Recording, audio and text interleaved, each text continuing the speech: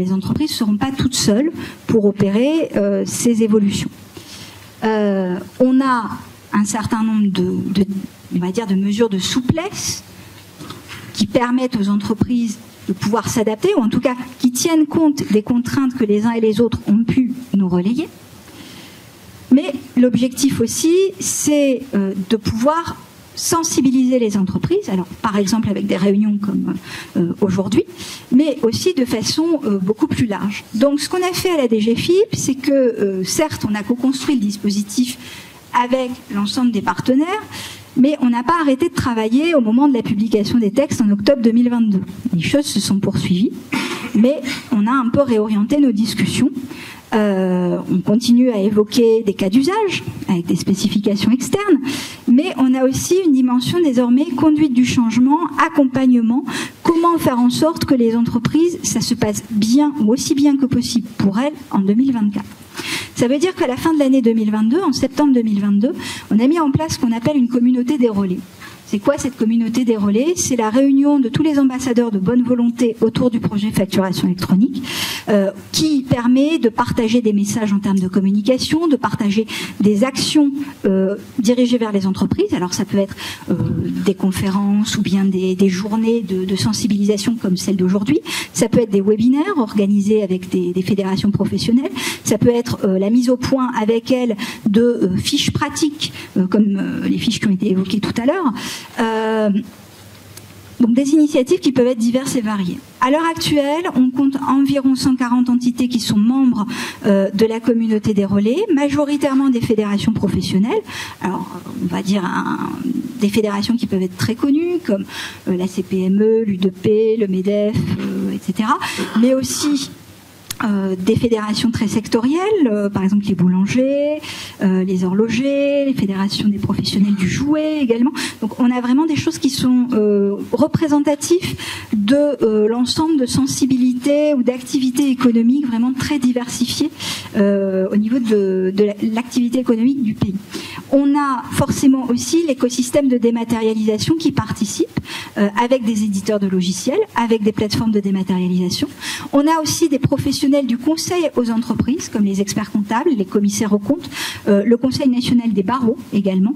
Donc toutes ces composantes, en fait, sont au service des entreprises pour partager des messages communs, pour essayer de faciliter autant que possible leur bonne information sur le projet. On se réunit donc de façon périodique pour faire passer ces éléments d'information.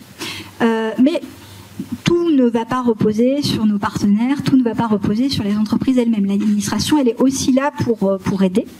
À la Direction générale des finances publiques, on a mis en place un réseau de 150 référents en fin d'année dernière, référents facturation électronique. Ça veut dire concrètement que vous avez au minimum dans chacune des directions locales, donc direction régionale ou direction départementale des finances publiques, 1 ou 2 référents facturation électronique. Le rôle de ces référents, il est important.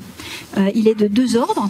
Déjà, en interne, pour nous, c'est former nos collègues à la facturation électronique.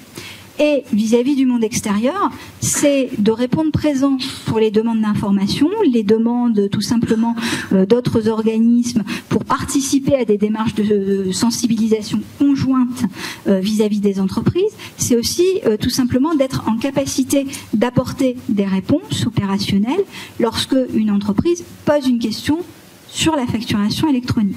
Donc c'est vraiment des composantes très importantes de la dynamique du projet, de la dynamique d'accompagnement. Tout ne va pas reposer sur leurs épaules tout de même. On va avoir d'autres initiatives. Forcément, comme toute grande réforme, il y aura une campagne de communication qui sera appelée à se déployer prochainement. Il y a déjà des initiatives qui ont été mises en place.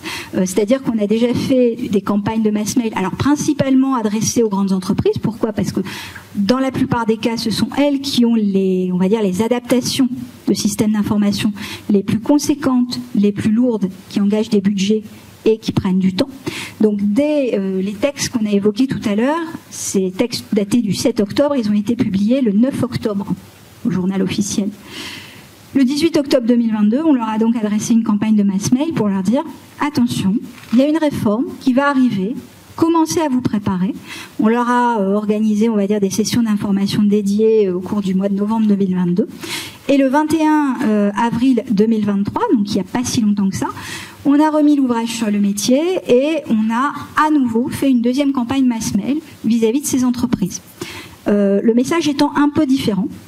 Dans le premier message, on leur avait dit « Commencez à vous préparer, informez-vous ». Ce nouveau message, c'est vous avez commencé à vous préparer. Vérifiez que vos clients, vos fournisseurs, selon les cas, ont également commencé.